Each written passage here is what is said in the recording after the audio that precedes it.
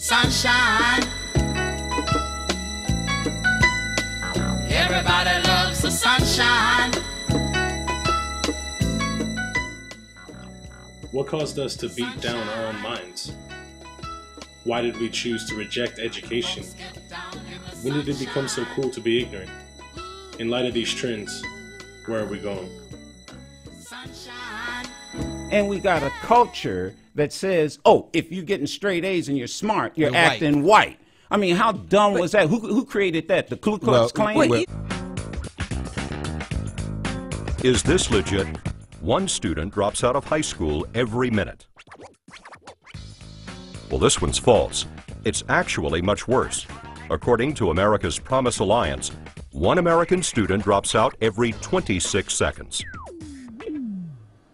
That adds up to more than 1 million dropouts a year. Only 70% of all high school students graduate in 4 years. That number drops to 50% for black students. And it's not funny. And they're not funny. Because they're being led in a direction where it's very difficult to get them to believe that reading, writing, science, and math, our children bullying the children who are studying by telling them they're acting white. And every time you talk about something that needs to be stopped, somebody stops it by saying, well, what about the good kids?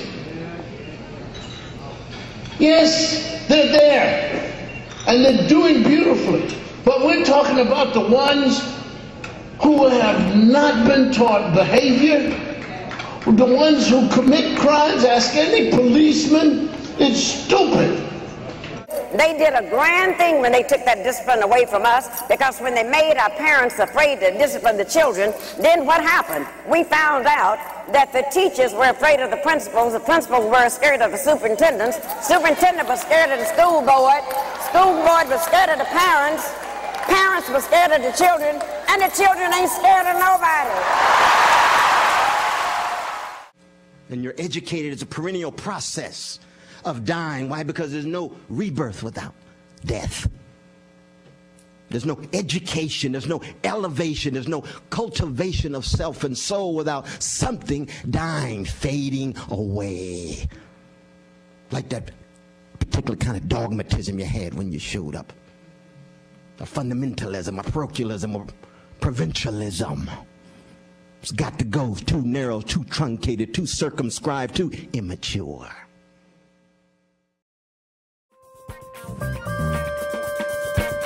Why not believe in the superstar?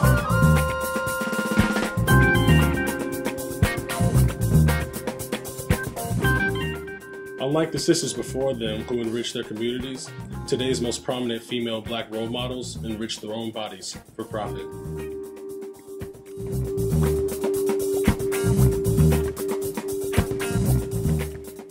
Because I'm just so tunnel vision at my money that I don't hear these little barking, itty bitty piggies, around me talking crap.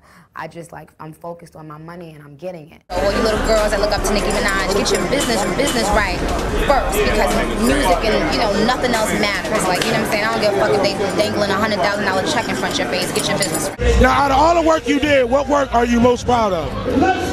What I'm most proud of? All the money I made. All the money you made? She's talking about, I know where I know you from. You Lil Wayne baby mama. Girl, I looked at this lady like... That's too much internet for her, baby. Too much. Going down, you heard it first from the baddest chick, a.k.a. Miss Trina. And my man Pimpin' Ken right here, all right? I'm gonna kiss on the chick. Y'all can't do that. I want to go to dinner. I want to eat Popeye's chicken and drink beer. This is the money. It's almost like pulling back a little and focusing on the beauty. We're back with Omarosa, and she's here on the show promoting her book, which will be out in October, The Bitch Switch. It is a how-to guide for women. So what else is in the book? You know, one of the keys for women is negotiating. 77% of women do not negotiate their salary. Yeah. So the boss says your salary is $40,000, women go, okay. I, on just general purpose, say no to every offer, the first offer, no matter what. So many people bullshit about having a website or don't never successfully do it right. They don't really make no money. Within 6 months of being in LA, I fell into doing music videos. I did everything I could. I just OD'd on it. The alcohol and the drugs and the partying. So you're trying to explain to us how we can find a man and keep a man? Is that what the book is about? Well, in general, yes. But it also explains how to let him go if you have to, and how to be without a man completely if you're just a single girl. Still use a club to get her a martini or a beer. Try to get her home and put the smell of sex in the air. Come through like the cable guy and get her done. This is what happens when you grow up in different places. Here's my next guest. I would call her Forever. But Forever says her name is Forever. I have a 6th time on the show.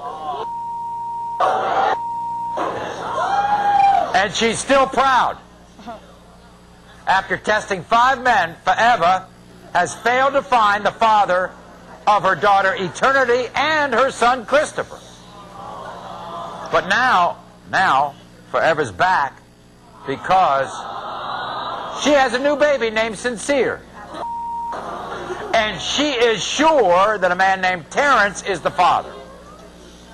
Now, if Terrence looks familiar, it's because he's already been proven not to be the father of Forever's first 2 children. So let's take a look back at Forever's journey on our show. The first time we met Forever, she was furious. I am 1,000% sure that Terrence is my daughter's father. Not my baby. You are not. Forever returned to our show with a second man. 1,010% sure. Not my baby. You are not.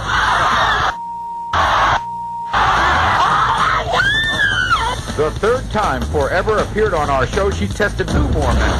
Out of them 2, one of them is the daddy. Neither one of us is the father of this child. How do you know he's not? Look at this. He's white. What do you mean? You are not. And Lee, you are not. I'm glad you want the daddy. Forever returned to the show for the 4th time with the 5th man. He needs to stand up and be a man. If child, what would you do? I would jump off the Empire State Building. You are not. Forever put her search for Eternity's dad on hold, but came back to the show with Terrence, the first man proven not to be the father. This time, they were in a relationship, and he wanted a DNA test for her new baby, Christopher. You're positive he's Christopher's dad. Yeah, I'm very positive. You are not.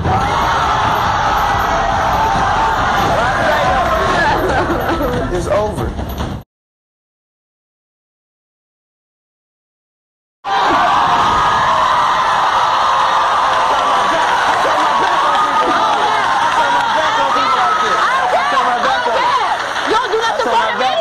In the case of 5-month-old Sincere, Terrence, you are not.